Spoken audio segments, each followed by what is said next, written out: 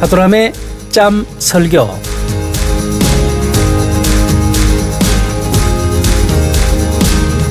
안녕하세요. 하도람 목사입니다. 전통이란 사전적 어휘를 살펴보면 어떤 집단이나 공동체에서 과거로부터 이어 내려져오는 바람직한 사상이나 관습, 행동 따위가 계통을 이루어 현재까지 전해진 것이라고 정의합니다. 성경에 기초한 개혁주의적 전통은 좋은 전통이라고 할 수 있겠죠. 그래서 이러한 좋은 전통은 따르는 것은 매우 좋은 일입니다. 그러나 바리새적인 전통은 규례와 절차를 중요시하는 외형적인 전통에 집착함으로써 하나님의 역사를 가로막는 데 있습니다. 예수님께서는 마태복음 15장 3절에서 그들에 대해 너희는 어찌하여 너희의 전통으로 하나님의 계명을 범하느냐라고 말씀하셨는데요. 성경적인 예를 들어보면 요한복음 5장 1절로 20절에서 예수님이 38년 동안이나 자신의 몸을 움직이지 못하던 한 병자를 고쳐주시는 장면이 나옵니다. 이 사실은 환자뿐만 아니라 그들 모두에게 얼마나 놀랍고 감사한 일입니까? 그런데 유대인들은 그날이 안식일이었다고 해서 오히려 예수님을 핍박했습니다. 바리새인들은 예수님께서 안식일을 범했기 때문에 예수님은 하나님께로부터 온 분도 아니고 그 능력 또한 하나님의 능력이 아니라고 주장을 합니다. 그리고 더 나아가 예수님이 마귀에 들려서 그러한 일을 행한다는 결론을 내렸습니다. 그렇다면 예수님께서 정말 안식일을 범한 겁니까? 아니죠. 예수님은 그 당시 유대인들의 안식일관을 범했을 따름입니다. 실제로 안식일을 범하는 것과 그들의 안식일관을 범하는 것은 근본적으로 다른 겁니다.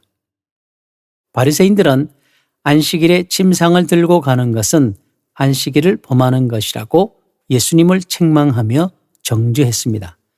그러나 안식일의 진정한 의미는 하나님 안에서의 치유와 쉼입니다. 그런데 유대인들은 베데스다에 있는 사람들에게 치유와 쉼을 제공하지도 못하면서 38년 된 병자를 치유하고 진정한 안식을 허락하신 예수님을 안식일을 범한 자로 몰아 잡아 죽이고자 했다는 겁니다. 오늘날 교회는 성도들에게 주님이 주시는 치유와 은혜와 진정한 쉼을 제공하는 곳이 되어야 합니다.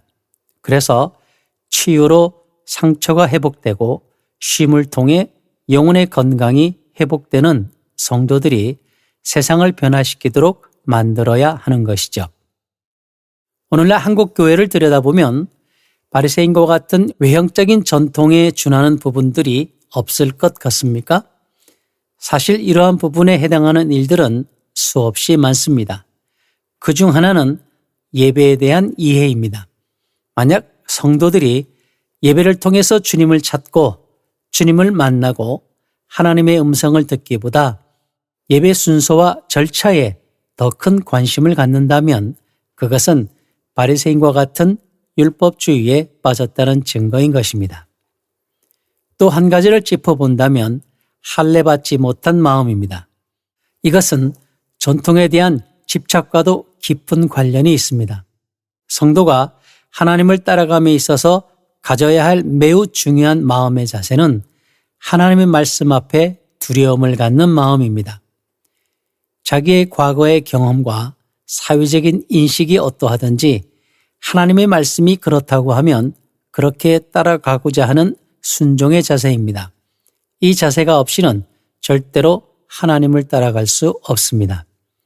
이사야 66장 2절 나 여호와가 말하노라 내 손이 이 모든 것을 지었으므로 그들이 생겼느니라. 무릇 마음이 가난하고 심령이 통회하며 내 말을 듣고 떠는 자 그 사람은 내가 돌보려니와.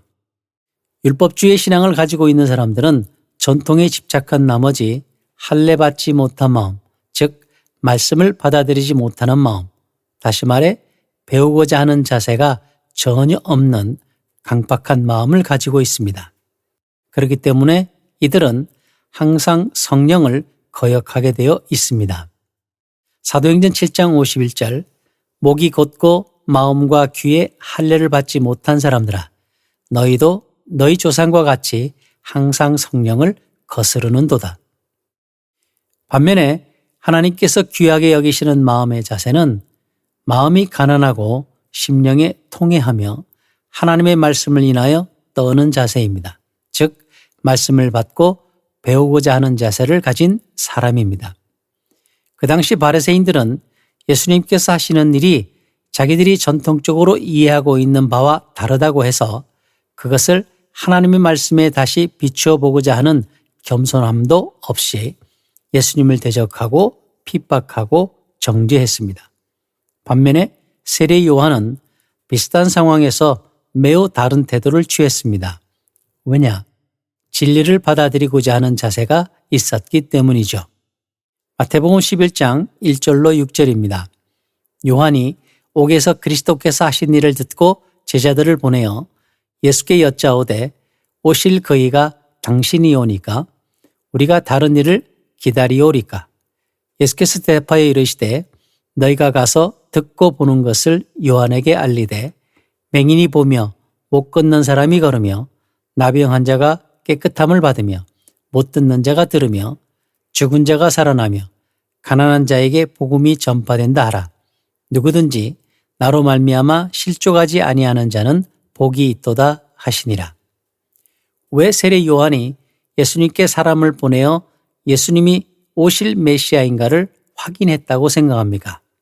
그것은 예수님이 하시는 일이 자기가 생각한 메시아관과 달라서입니다. 세례 요한은 예수님을 말세에 오시는 심판의 주님으로 알았습니다. 그리고 그 심판이 곧 시작될 것이라고 생각했습니다.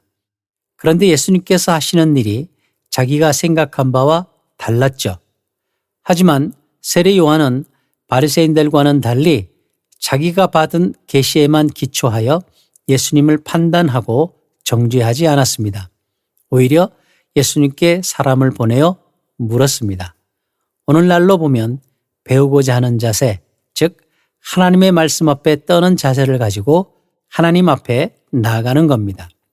오늘날 세례 요한과 같은 이 자세가 얼마나 중요한지요. 예수님께서 마태복음 11장 6절에서 말씀하신 누구든지 나를 인하여 실족하지 아니하는 자는 복이 있도다 하시니라. 이 내용을 한번 깊이 생각해 보면 좋겠습니다. 할례 받지 못한 마음의 자세를 가지고 있으면 모든 성령의 역사에 반드시 실족하게 되어 있습니다. 여러분, 하나님과 친해지려고 하면 우리의 마음이 가난해져야 합니다. 마음에 통회하는 마음이 있어야 합니다. 그리고 하나님의 말씀을 늘 배우려고 하는 자세를 가지고 있어야 합니다. 이런 마음의 자세를 가지고 있는 그 사람이 바로 하나님과 친해지기 쉬운 사람인 거죠. 오늘도 하나님과 친해지기 위해서 하나님과 같이 하려고 하는 그런 열심 있는 여러분들이 되시기를 바랍니다. 오늘도 하도란 목사였습니다. 샬롬.